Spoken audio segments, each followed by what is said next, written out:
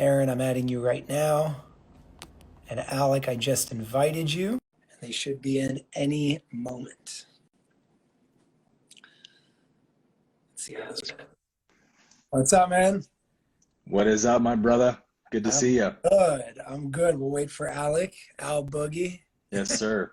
I've never had 3 people live on Instagram before. It'd be Dude, cool to see what that's like. Do 4. You could do 4. It's very cool. Like the Brady Bunch style? How do they do it? No. Well, if it's 4, it's 1, 2, 3, 4. And if it's 3, there's 2 on the bottom and 1 on top. Okay. Very cool. There we go. There he is. We're here. What is up? Jason, thanks for putting this together, dude. Absolutely. Yeah, man. Both for coming on. So, first of all, I'm repping the unit with this shirt right now. Somebody Love it. I didn't even realize. Oh, sick. Mine says humanity is not a disease. I got that from my favorite human being, I think, Dr. Thomas Cowan. So I love it. I love Damn, I feel left out. you just look really jacked and ripped, so you just look good, dude. Bro, it's 102 degrees in Denver today. Oh, wow. I got my AC cranked. I run hot naturally, so I'm just dying, bro. It's so hot in my house. Do you sweat pretty bad? Like, I Oh, know yeah. that's dude, I do too, like, at all times. So when I was playing professional, like, handball, and I was training with the U.S. national team in Auburn, Alabama, and Auburn, Alabama is, like, so hot. Humid, Oh, yeah. like, ridiculous. When I moved there, I would sweat through in the first 15 minutes of practice, I would sweat through one shirt completely and, like, be able to wring it out. It was disgusting. Yeah. All my teammates were like, dude, just give it a few months. You'll get used to it. Your body will acclimate. Dude, that never happened. No. I would sweat through like 4 shirts every practice. So I'm the same way as you, Aaron. That's why I never understood people who don't sweat. There are people who could do crazy sports and they're fine. I'm like, yo. No, it's Pretty sure that's unhealthy. Yeah, I don't know. yeah, I don't know about that one. Aaron, you and I are just extra healthy, man. I guess so. I lived in Oklahoma for 4 years, and it gets super hot, really humid there as well. Like, humidity makes me sweat worse than anything. Yeah. And I was a personal trainer, so I had to drive to work every day. And in the summer, I had to drive to work without a shirt on, because if I wore a shirt at all, I would just soak it in sweat completely, and then get to work looking like I stepped out of a pool or something. So yeah, I appreciate Denver, but it does get hot here more than people realize. I didn't know that. Not as humid though, right? Like, no, it's totally dry heat. Yeah. Okay. Your lips will get chapped. It's so dry here. So pretty much, just so everybody knows how this kind of came about. Yesterday, I texted Alec and Aaron. I'm like, hey, guys, listen. We all love any material related to oneness, things like the law of one and many other pieces of material that kind of encourages mindset, that consciousness, that level of awareness. And we all come from different standpoints, but we all end up in the same destination in terms of what we're pretty much saying, which is the beauty of that. So with that being said, this is going to be a little bit different, because usually when anybody sees, especially my face or Alec's face, they think medicine, freedom, and things like that. But there is a whole lot more that we do talk about. And Aaron is the man when it comes to the law of one. So where this really came from and why we're here is, for everybody that's tuned in, is to speak about that idea of unity, speak about the idea of oneness from many different standpoints, ultimately showing that we're all coming from the same place, kind of arriving there differently to that same destination. And I mean, I'll just kick this whole thing off with the idea of unity. And by the way, before we start, on Sunday, another reason why this whole thing started was because on Sunday, I'm hosting a rally in New York City, all for unity. So we got DJs, we have singers. I had to get permits from like the New York City Police Department and the fire department, like all these different departments. I didn't even know how to do it. But we ended up getting it happening. So on Sunday from 1 p.m. to 4 p.m., we're going to do a unity rally to bring this resonance into New York City and hopefully to inspire people around the country and around the world to do the same. So let's just begin on the other day. I had a conversation with Joseph E, Dr. Joseph E, Crystal Tini, and certified health nut Troy from Sedona. And it was all about the idea of cognitive dissonance. And I gave my part on what I thought about unity and how I truly feel like that's our destiny. That's where we came from. That's where we're going to return to. The question is, what's going to happen along the way based on our freedom of choice of what we're going to do. So my question for you guys, and Alec, let's start with you and then we'll go to Aaron, is with the division that we're seeing in the world on medical freedom, on literally every topic right now, everywhere. Yeah. How do you see us getting to this point in the easiest way possible? When I say easiest, I'm saying as little bloodshed, as little war, little death. What are the applicable ways you go about getting to that point on an individual level? Man, this is a really, really good question.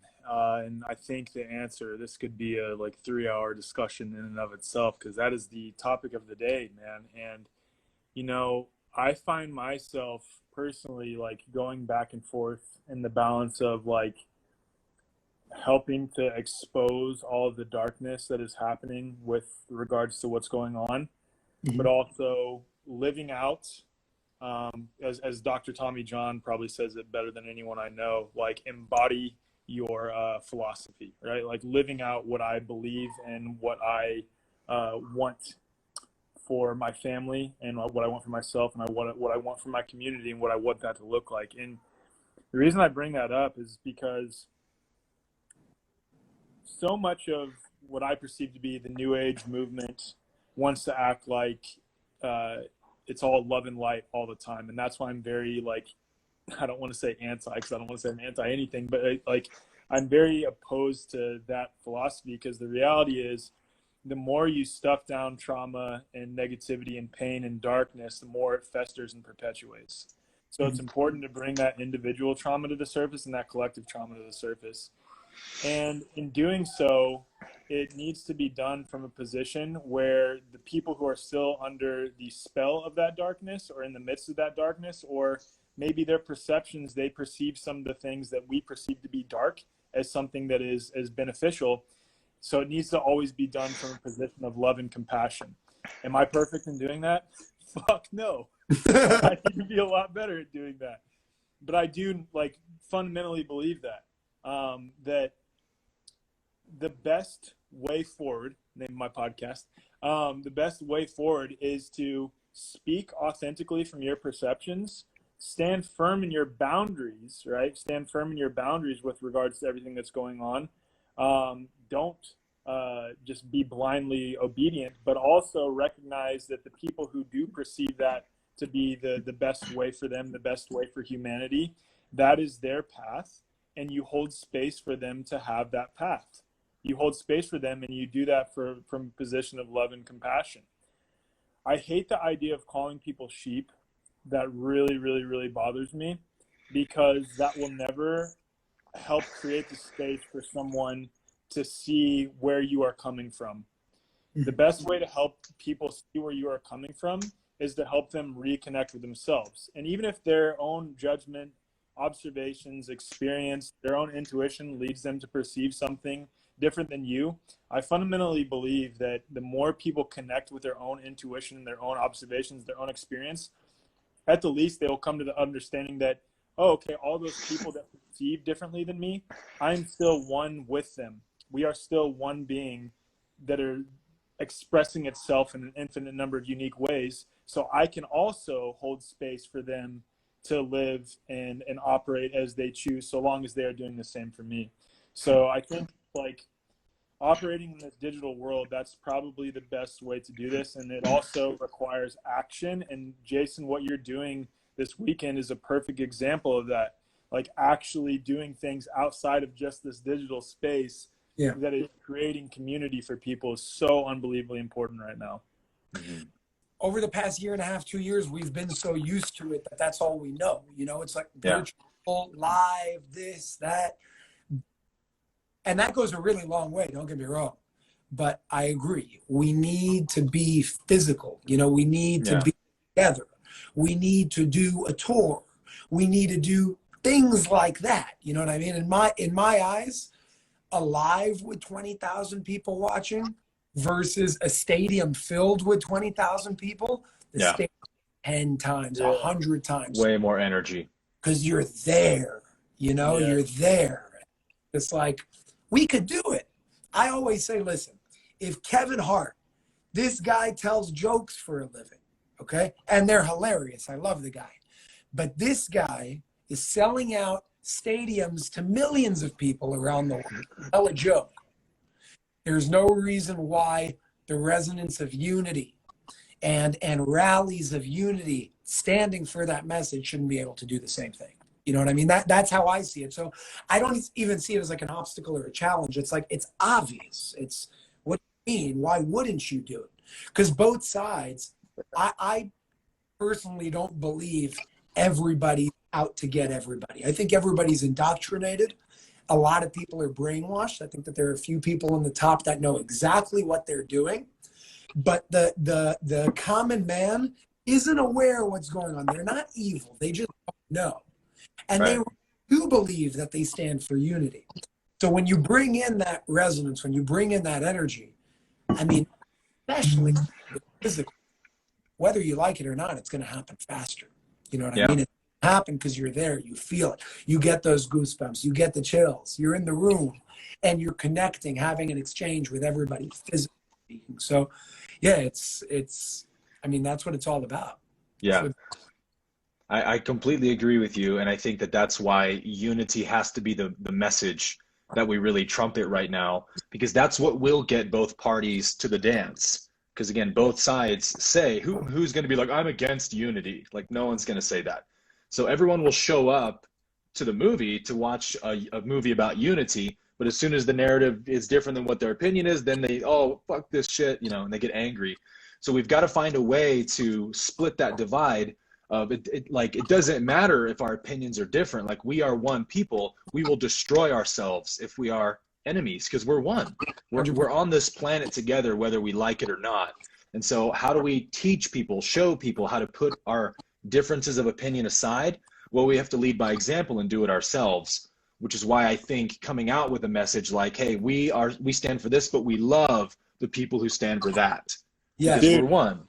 I've been thinking about this a lot today, like a lot. I almost did a live earlier, and I was like, no, I'll just save it for Jason and Aaron.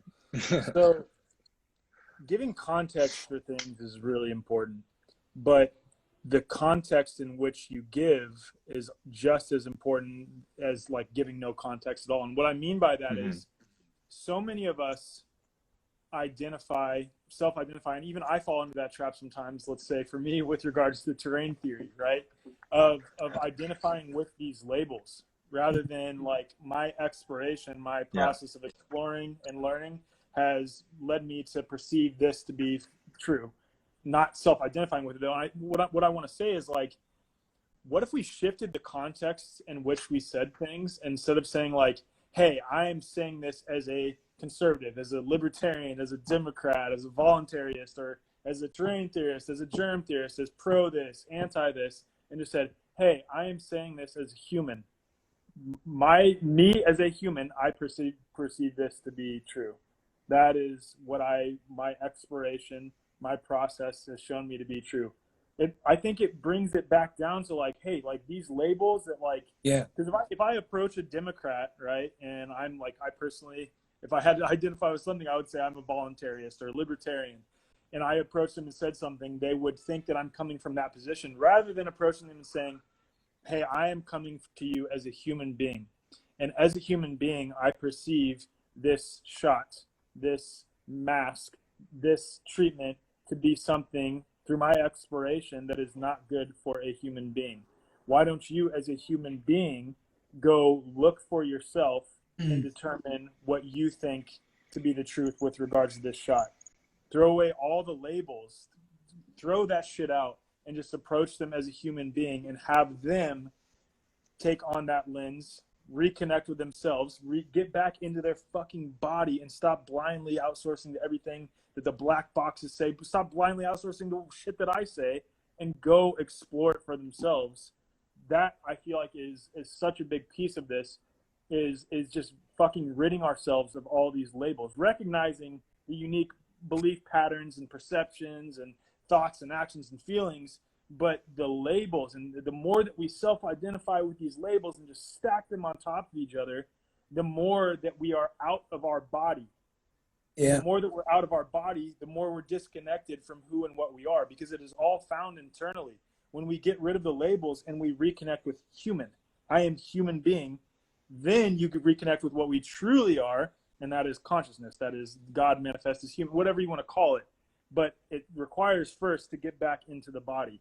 And the more we identify with these labels, the less we are in our body. You know, I mean, we just look at the world today and everything that's being thrown at us.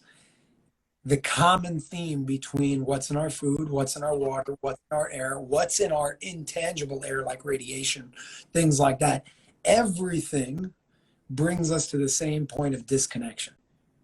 We were so much more connected 500 years ago than we were today. I mean, people could do things then that we call supernatural today, and we don't understand it. You know, you look at a bird, birds know, and we see that through their migration patterns. They know when there's a storm 500 miles away. We don't call that supernatural. We just call that the ability of a bird, right? That's just fucking bird. It's just normal. It's just like, that's what they do. You know, that's how it works. Now, who's to say that we can't do it? You know, animals can detect storms, not just birds. Animals detect storms way in advance. They start moving, they go into hiding, they know what's happening without this high-tech weather technology and all this nonsense that, by the way, 50% of the time is wrong. The Weather Channel is always wrong. So it's like, if we just come back to that connection of ourselves, of what we truly are, like you said, that awareness, that consciousness, the answers, sure, we can learn things externally, but the true answers of just knowingness without having to guess, without having, it's that intuitive understanding and undoubted knowingness of, I'm a human being. You're 100% right, Alec. I'm a human being. And this I want to be clear on that, though, one thing, because I see a lot of people saying this in the comments, and just to clarify, I'm not saying to identify with the body. That is not what I'm saying. I think identifying with the body leads to you developing all these labels. Yeah. What I'm saying is get back into your body as the individuated portion of consciousness that you are, because that is where the answers are found. That is what I'm saying, and that's the distinction that I'm talking about. Absolutely. You know, I gave an analogy the other day of when I was like doing everything for the rally itself. You know, what am I like? Because I want to give a speech. What am I going to do? And my mom goes to me. She's like, "Are you going to write something? Are you going to write a speech?" I'm like, "No, I don't know how to write a speech. I'm not going to read it. I'm just going to say what I want to say at the time that I want to say it. It's going to happen perfectly." You know, that's the how way to do it, man. Yeah. I've never Speak from the heart. I'm not ever planning on writing a speech. I don't get it. I don't know that. So there was this idea that came in when I was just thinking about it. And I saw the human body as the single unit. And we're all, I mean, nobody would take a hammer and smash their leg for the most part. Maybe there are some people that would do that. But for the most part, nobody would take a hammer and smash their leg because they don't want to hurt their leg. You know, if somebody saw that they were sick and there was a part of the body that was wounded, they would take care of that part of the body. Now, what I've been seeing is we're so identified with the body, not in the way you said it, but in the way that people are bringing it up to say the counter. We're so identified with the body on the collective level that we really think that this is all we are, right? And that gives us the labels. That gives us the identification. So this is to further reiterate and emphasize the distinction that you're making. And if we just look at the body for a second, we see there's a heart, there's a liver, there's a kidney, there's a brain. All of these organs have different functions. All of these organs look different. They all do different things, but they all have to work together to have a healthy body. Now imagine the kidney was in trouble and the liver's like, you know what, I don't really give a shit about the kidney because it's not me. So screw it. I'm just going to let it die. Well, when you let the kidney die, eventually the entire body is threatened and then the liver dies. You know, and when I say dies, I'm just using that word for practice. But that's how the body of humanity works. You know, what we're doing today, in my opinion, in my view, in my experience, is it's like the liver, call like the Jews the liver, the black people the heart, the white people the kidney, you know, the Asian people the brain. I'm just giving whatever. And we're so identified with a portion of the body that we forget that we have to work together to live in a united, healthy body. That's how the body works. And we can learn from nature. We can learn from the body also if we observe it. So that's probably part of the speech that I'm gonna throw that in there somewhere somehow, because it's like there, you know, it's right in front of us. That's how. That's a brilliant analogy, because that is exactly how it is. We are, and that's why we label each other, because to Alec's point, like labels divide us, and we have almost labeled ourselves. I mean, it's like we're about to label ourselves into a civil war, or maybe a world war, and a lot of synchronicity here, because the video I'm posting on Thursday is called "The Bondage of Mental Labels," and it's about this very idea that, like, when you label somebody something, like the left loves to use labels like, well, if you think this, you're a white supremacist or an anti-vaxxer or a conspiracy theorist. And then it's like, now that I've labeled you, I've dehumanized you, I don't have to wrestle with ideas or nuances. I don't have to actually engage with you intellectually. I can basically ostracize you as less than human. And that's the deadly nature of labels, is that it makes, like, whenever the mind labels something, it only ever relates to the label and never to the thing itself. So you don't see people anymore. You don't even see ideas anymore. You just see the label and you attack it. And it's very addictive, right?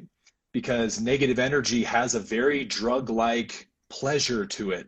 Like it feels so good to hate somebody and be angry at them and yeah. But it kills you. It's like a heroin addiction or something. It's like it feels good and it's killing you at the same time. So my question is, like, how do we introduce people to the pleasure of love and unity, and show them that not only does that feel very pleasurable to love people, but it's actually healthy for you too. It's healthy for our collective body, as Jason's been saying. And I think somehow we've got to make it culturally uncool to label people, because it is uncool, right? It's such a cop out. Like, it's like you don't have the intellectual bandwidth to grapple with someone's ideas. So you just run out the back door calling them a name and escape. Well, you're this, and you just leave the conversation. It's like, that's so weak. Like, why can't we talk with one another? Why can't we have conversations? And so part of my idea is, like, how do we create a platform for conversations in a loving, peaceful manner where we can really talk about ideas? Because I feel like if somebody who's, you know, really, I'm all about the vaccine, and somebody who's not about taking the vaccine could just talk in a peaceful manner, respect one another, give each other the time to talk without all the vitriol and negative energy, they would probably be like, you know, you have some great points. Like, I understand why you see it that way. So I don't hold your opinion against you anymore. But because we label, we're identified, and we have to protect those identities and labels because it's our sense of self. So it's like the labels are the killer right now. And so the question needs to be, how do we make that not a cool thing to do anymore? Because it's all the rage right now.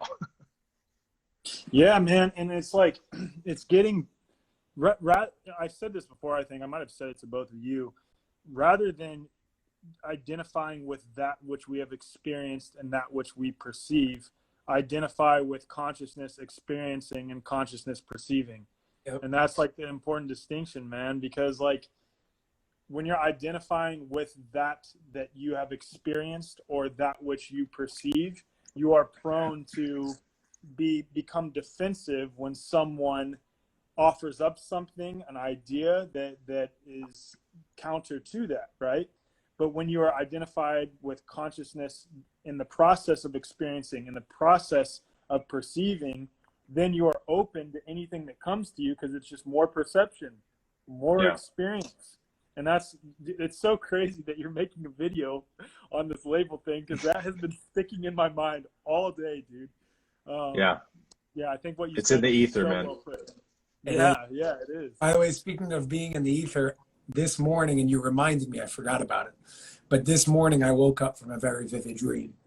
And I'll send you that I wrote it at 7:02 a.m.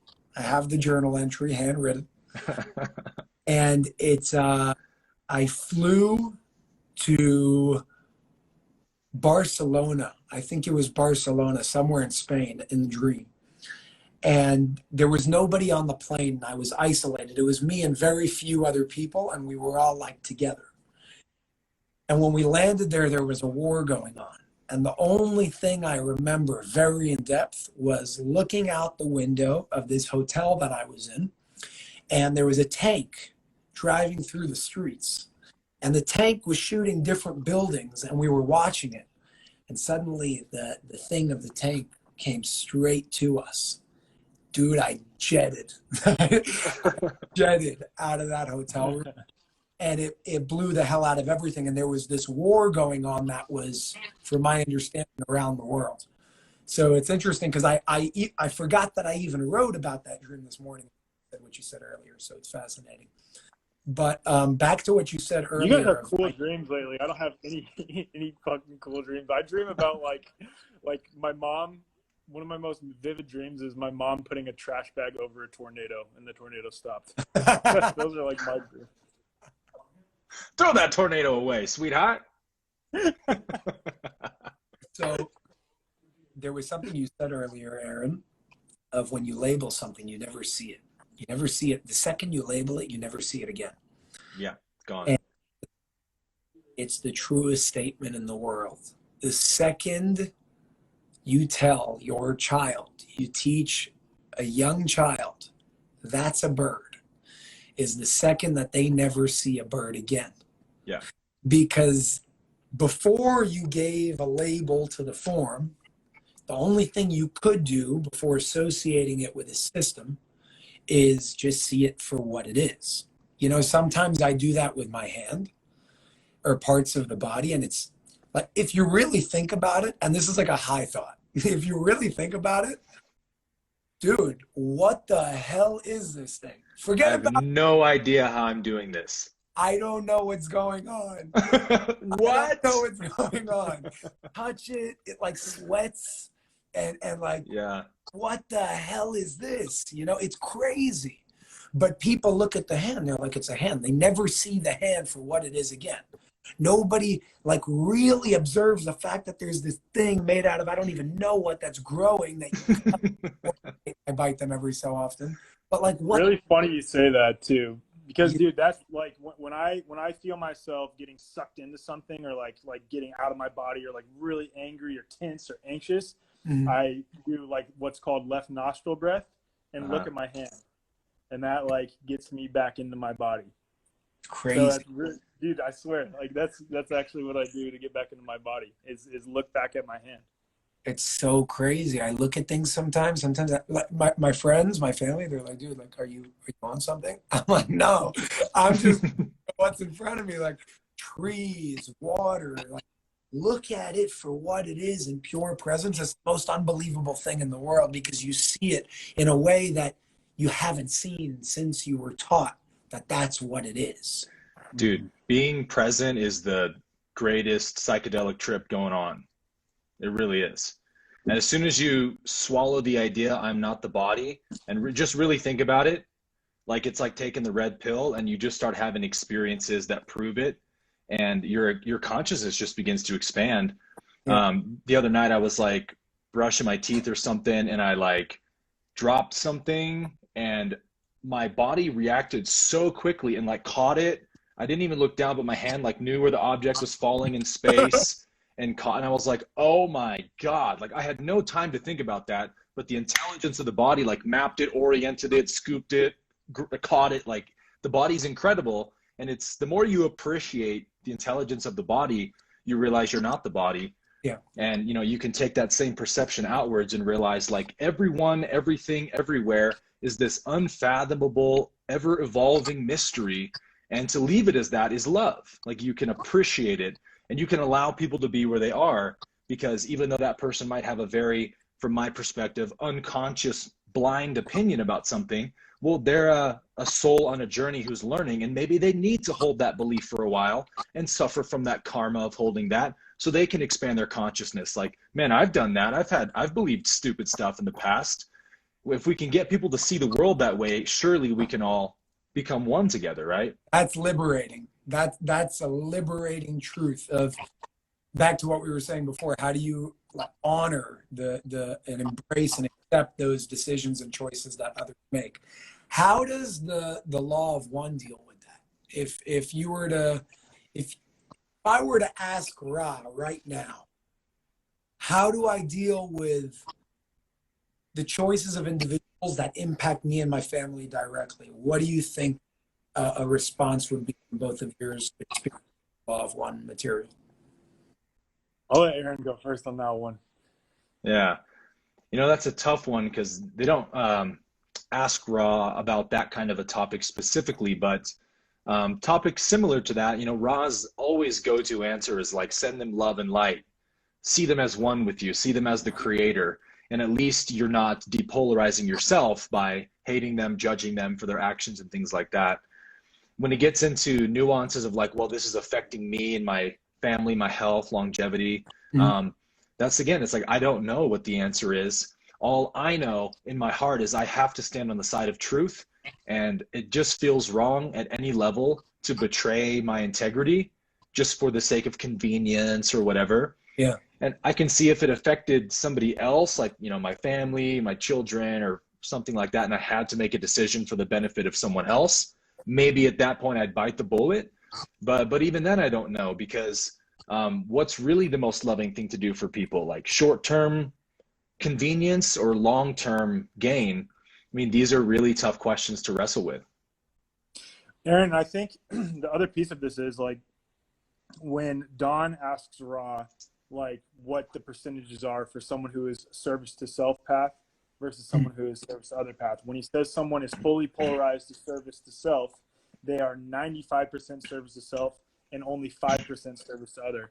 Versus someone, and this is such an important distinction, and I don't really remember like Don or anyone that was there reiterating this, but it's something that struck me, is the percentage that Ra gave for someone who is on the path polarized to service to other.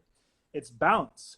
51% service to other, 49% service to self, which is essentially a balanced perspective between honoring and serving other people and honoring and serving yourself, right? So I think, just as Aaron said, Ra would say something along the lines of send them love and light to establish that at the core. Boom, you view them as the creator initially from the get-go.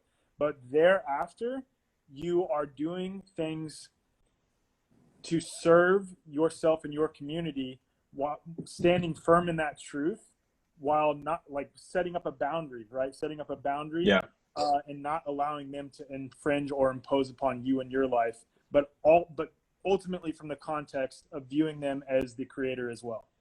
And what that will look like is up to the individual, really. So like, it depends on the situation. So if someone were to try to impose their will upon me and my entire family and infringe upon us and, like, let's say come up to us and forcibly inject us, I'm going to discern in that situation that I'm not going to allow them to do so, and I'm going to, if needed to, use force in that situation. But my point is, there's nuance to this, right?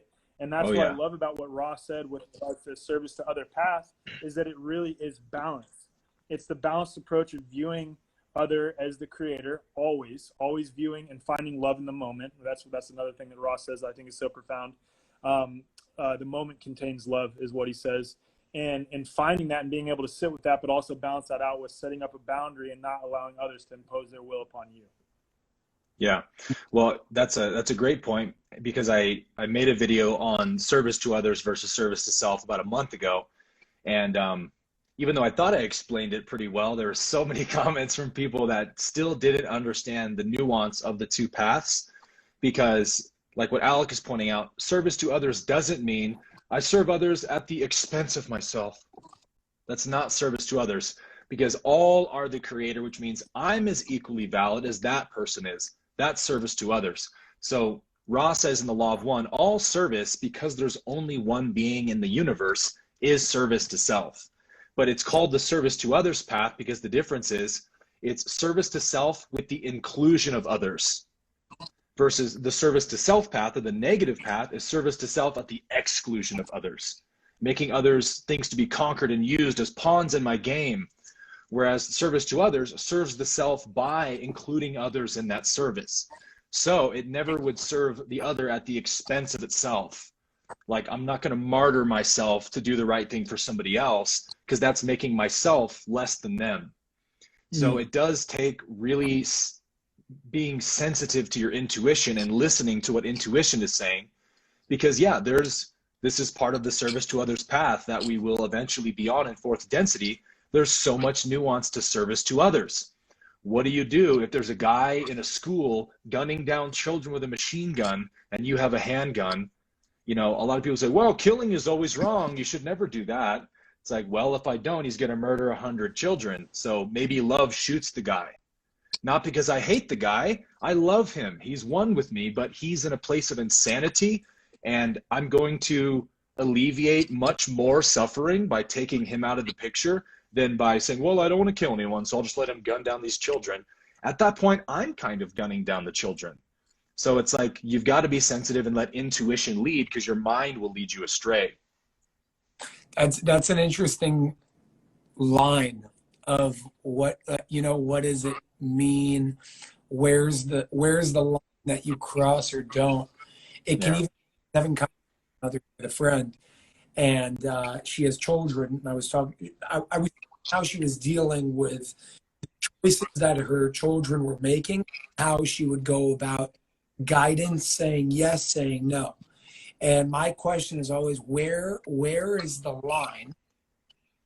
And I don't know, but where is the line of guiding your child at that point because they don't know better, because they haven't experienced certain things, and letting them experience something in order to eat shit so they can learn from it and continue expanding.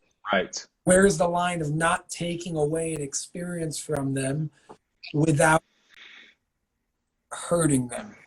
Yeah. You know, it's Dude, here, you want me to talk since I'm the parent? Yeah, here? yeah, I'm please. the resident parent with 2 kids.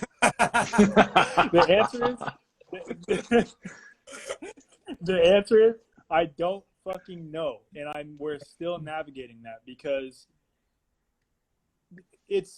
you want them to have those experiences where they choose something. Like my son, he's almost 4, where he chooses something for himself that we know is going to ultimately bring harm to him, but it's a learning experience, because that has to come authentically to him. But then there's also the nuance that, like, he's a fucking 4-year-old, and like there's some things that if you were to go do, he's going to cause tremendous harm to himself, so you have to say no to. And that's where, like, again, it really just requires discernment and being in connected to your intuition, because I think you could fall into the trap of becoming a helicopter parent where you're like, oh, we know this is going to harm him, so we're not going to let him do anything. We're going to keep him in a bubble, but then he's never going to learn and be able to make authentic decisions for himself well into adulthood. And then there's like creating the space for him to learn and do things that he needs to do, but also having the wisdom and the connection to your own intuition when, like, let's say,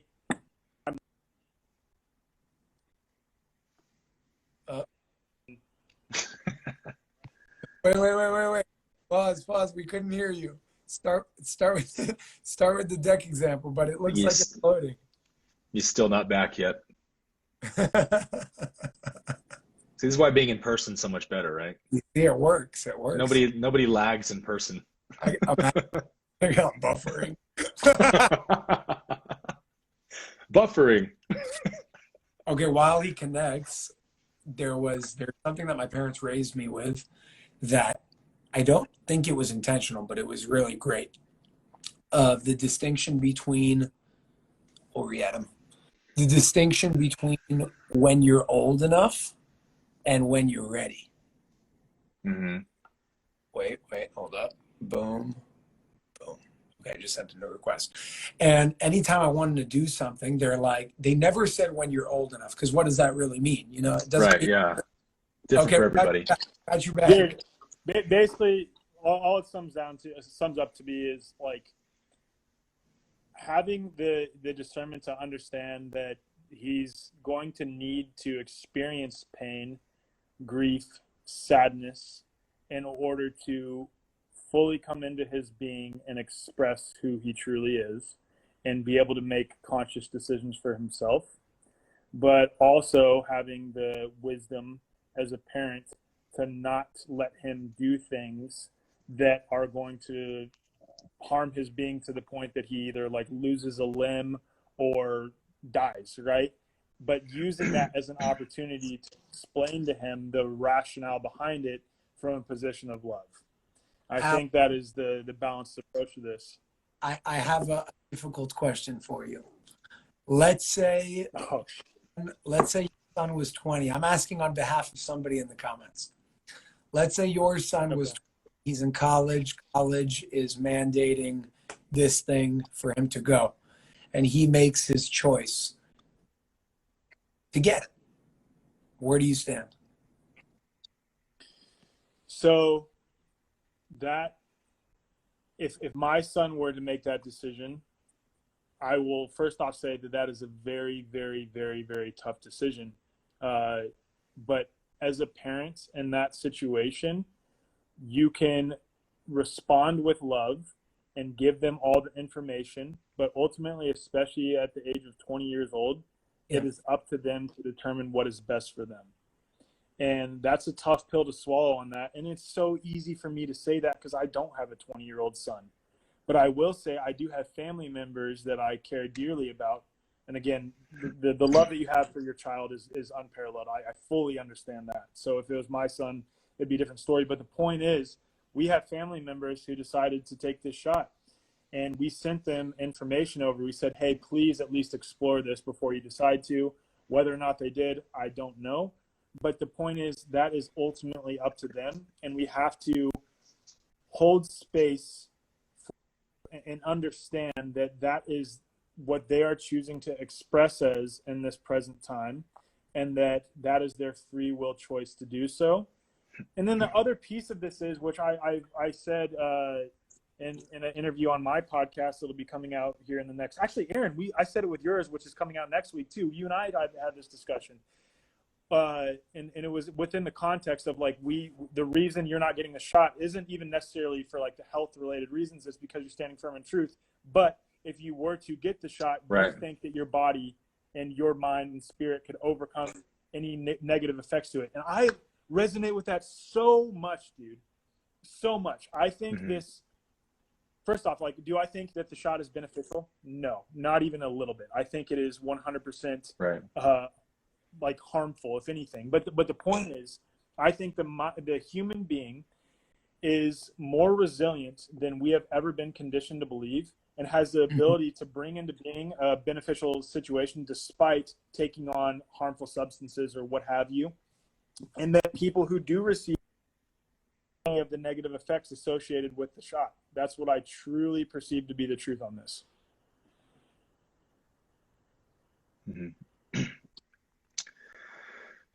Yeah, I mean, this is what's really nuanced about these questions, is like, there is a balance of love and wisdom. And, you see it in like the parental roles, especially where the mother is typically the one who's like, okay, honey, you can have the ice cream, you can play the video games. And then the dad is the one who's trying to teach the tough love and be like, no, you're going to go out and mow the lawn and do your chores and stuff. Because the father's version of love is to help the child learn long-term benefits with discipline and perseverance and things like that. But a mother's love is just so free and unbounded. It just wants the best and can't stand to see your kids unhappy.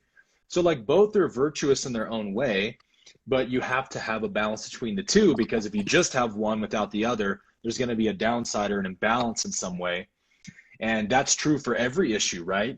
There's a balance between in love and wisdom with the vaccination. Like, to me, logically speaking, I see the injection sort of like ALEC was saying. It's as logical as sort of like, I have a migraine, so let me smash my thumb with a hammer so I take my mind off the, it's kind of like that. So like, that's wisdom or logic, but that doesn't mean I should treat other people like morons who've taken the vaccine. Like, to have the love for them and understand, well, they may have their own reasons. Like, my dad took it because he wants to be able to travel and stuff, and I can't say he's wrong for that. ultimately love never tells anybody what to do. And it's a lot harder to do that with your own kids, of course. But sometimes the most loving thing to do for someone is to let them suffer from something and see the consequences of that. And, you know, I say this often, but sometimes like whatever ultimately gets the message across, even if like I have to smack somebody in the face, if it's going to save their life or something, whatever gets the message across is ultimately the most loving thing to do. Yeah. The question is, how do we, again, where's the line? And Yeah.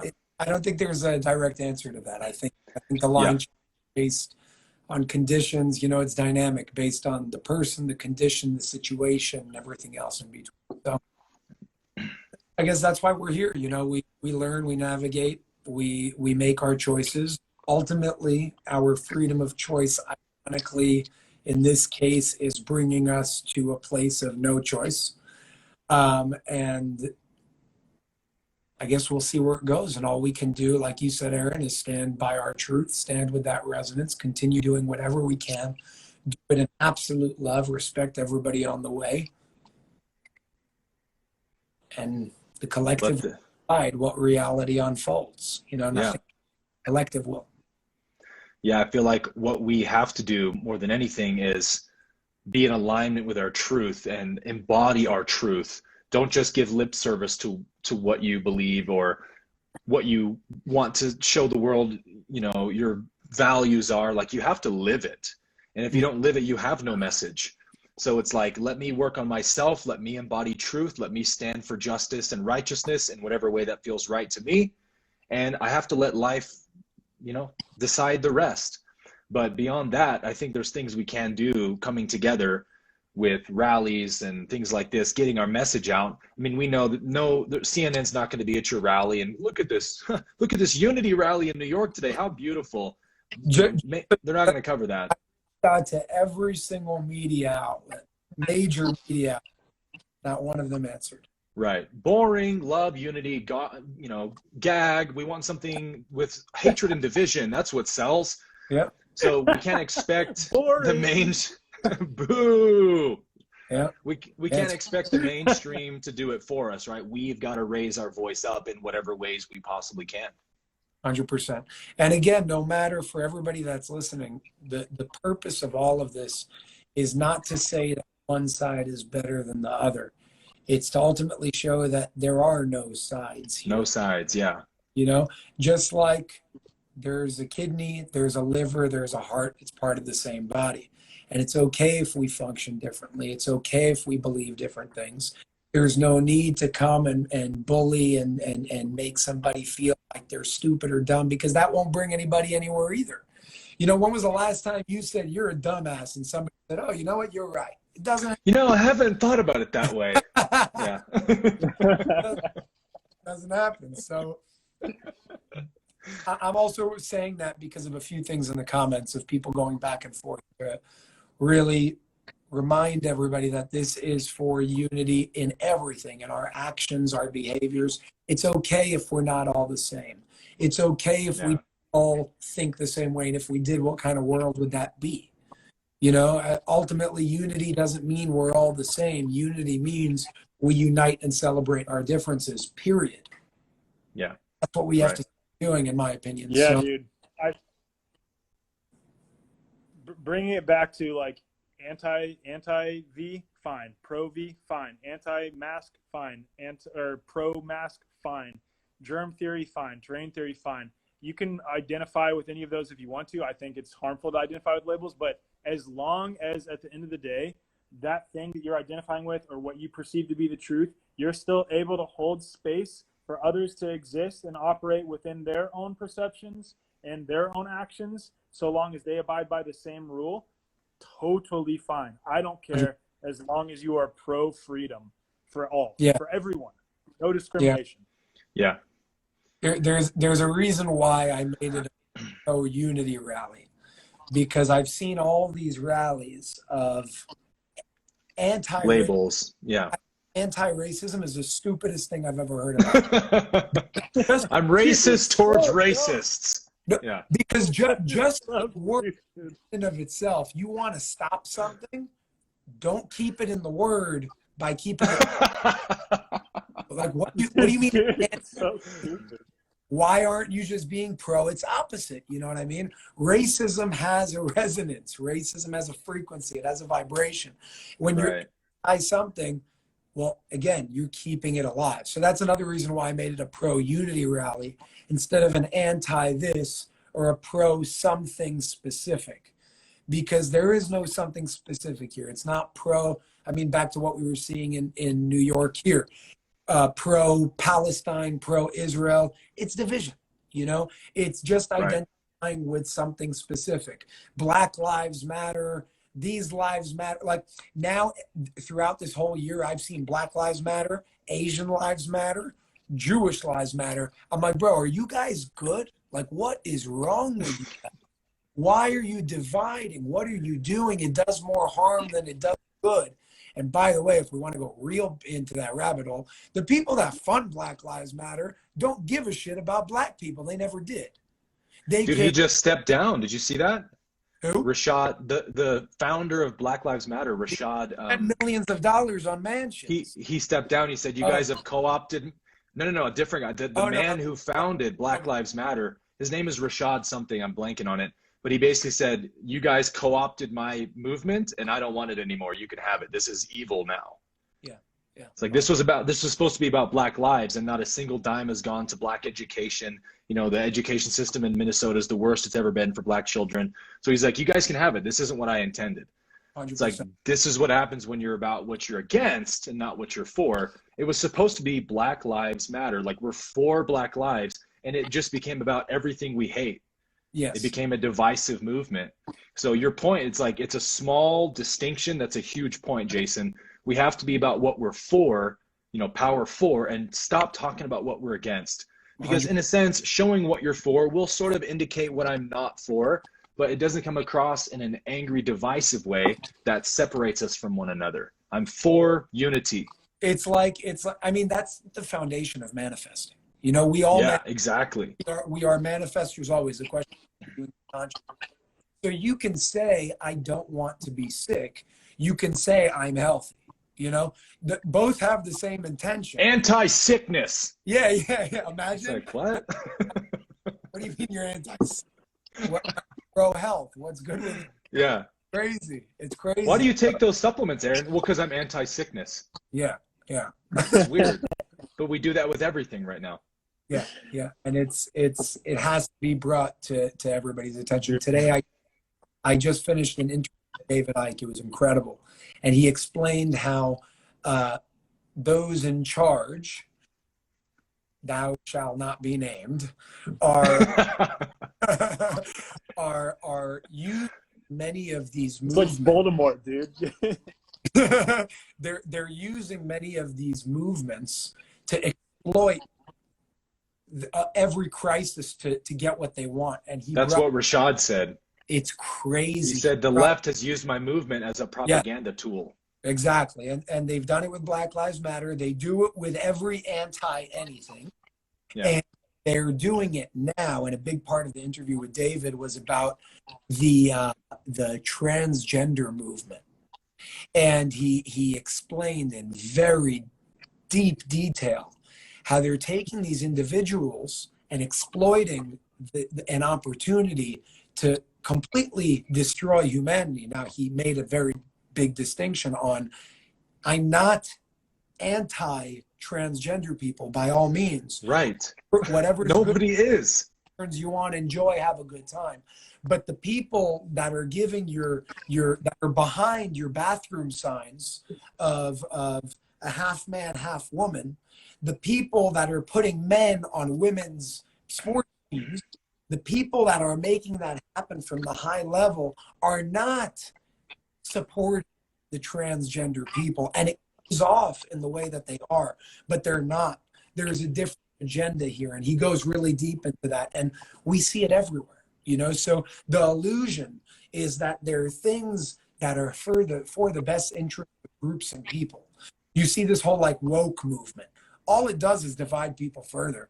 It puts people into groups, you know? So it's just, I think if we can start really opening our eyes to seeing, hey, things aren't as they seem, you know, then it will be a lot more easy to unite. Because again, remember, we all know this like the back of our hand. They make money. A lot of money is made off of divide and conquer. If we were together, if we were united, it wouldn't work. And if that doesn't make sense to somebody, then just look at the medicine industry today. Look at big pharma today. They don't make money off of holistic bodies, holistic medicine, because if the body worked the way that it would, they wouldn't be making money. They also make money off of divide and conquer in the body. So pills are designed to, will fix the heart, but will destroy your kidney. We'll get rid of your acne, but we'll destroy your liver. That's Liver, and conquer. That consciousness is everywhere in the world today, whether with wars externally or wars internally with medicine, the human body itself. And it's about time we wake up and see that this is an exploitation of something that we're not choosing to see right in our face, you know? Yeah. Yeah, brother. Amazing point, because it's interesting because it's. Go ahead. Sorry, I think I'm lagging. Go ahead. Totally cut you off. I'm lagging. I thought the same thing. I was just gonna say, like, you make a good point, because like this whole pandemic and all the bullshit we're seeing happen before our eyes in the world has opened me to how much corruption there really is in the world that I really wasn't totally aware of.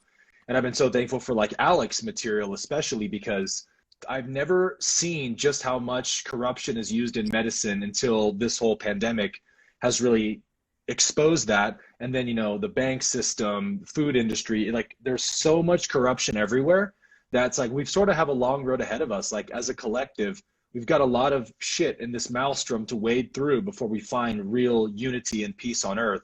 So we have to have a little bit of patience and not expect it to all get resolved overnight. But this is why, to your point, Jason, about like the transgender thing, it's such a perfect example of why we have to be about what we're for and give power for, and stop doing this against anti-movement stuff. Because the transgender movement, you know, in the last 5 or 10 years have come out and been saying, hey, you know, we just want to be acknowledged as equal, and like we want to be okay to be on a spectrum and be gender fluid and stuff. And initially we're like, yeah, absolutely, it's all love, we accept you for how you are.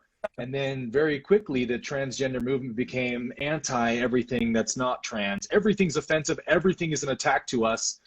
I just came across your sister's post, ALEC, like last night, I think, where she was saying like, I don't agree with this idea that like saying the word woman is like an attack on trans people.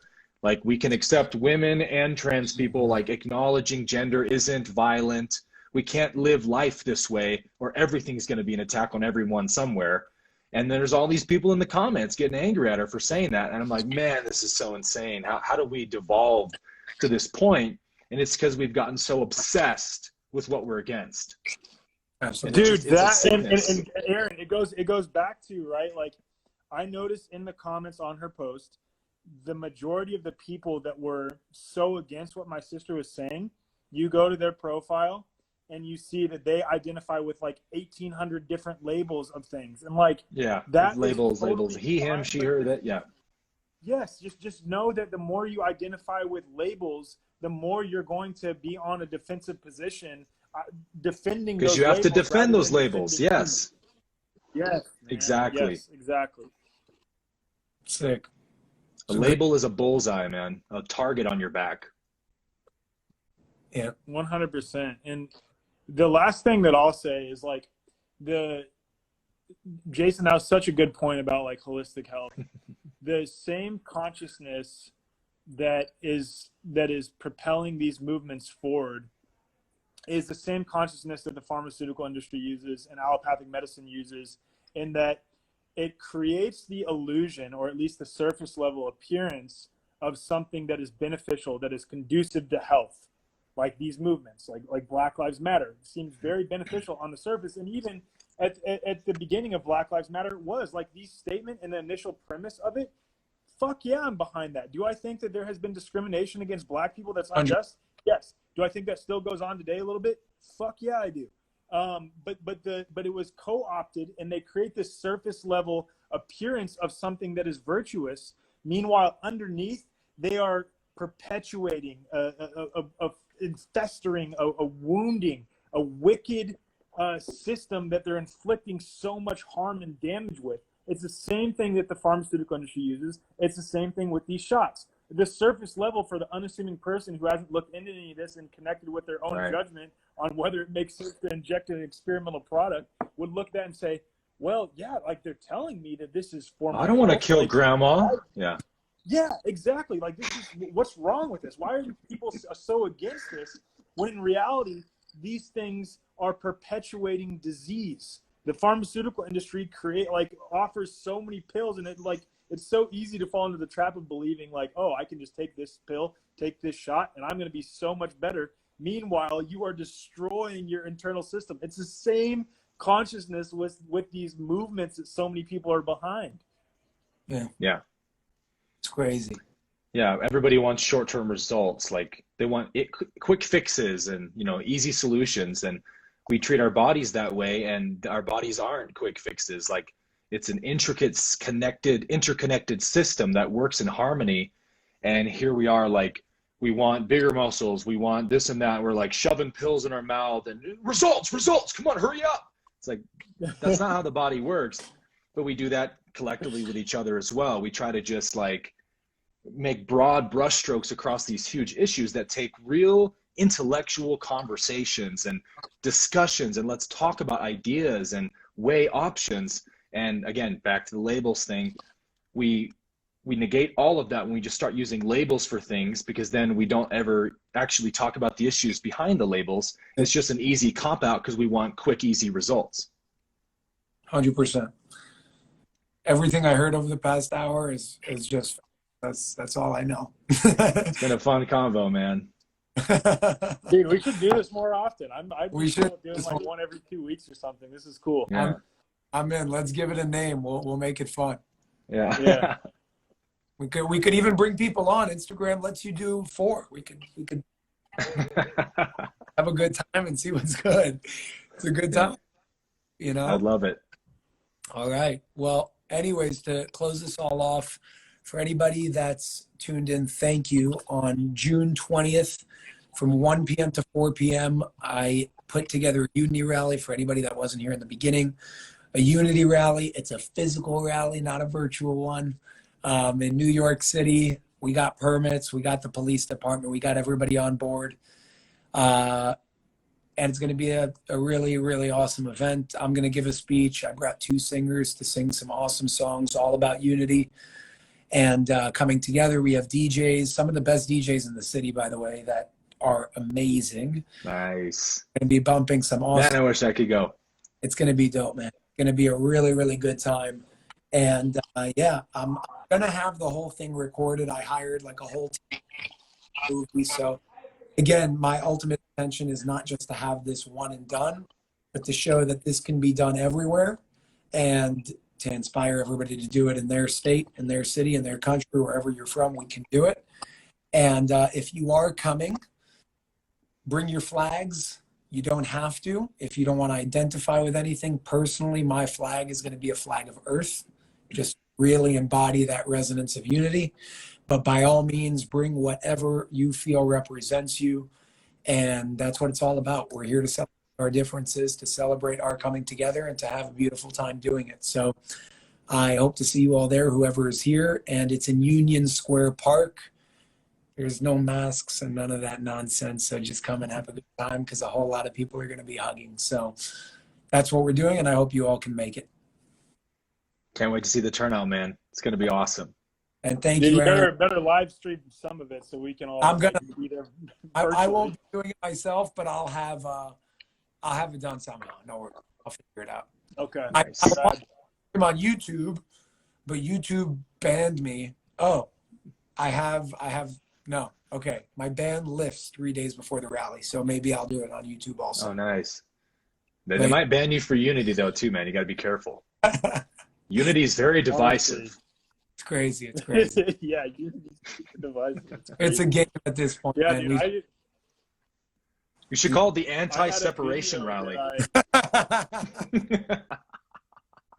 Dude, I had a video that I posted on YouTube the other day, just as the last thing. where I interviewed someone that has had a reaction that was verified by a doctor to the M shot, and it was removed by YouTube for their medical misinformation policy. It was someone giving their actual lived experience, and it was verified by a doc information. Haven't you heard, bro? Reality is misinformation now. You got to be careful. Yeah, everything is missing. Crazy. Yeah. Whatever. We just keep going. All right. Well, I've got the best Wi-Fi here. Yeah, dude, mine is awful. So I don't know. It's like millimeter waves, man. Millimeter waves don't even work. So it's probably my Wi-Fi. Told us 5G and it still sucks. I know. What the hell, man? Yeah, exactly. All right, guys. Well, Freaking love you guys. We'll definitely do it again. Love you guys. Thanks, guys, for tuning in. Thank you.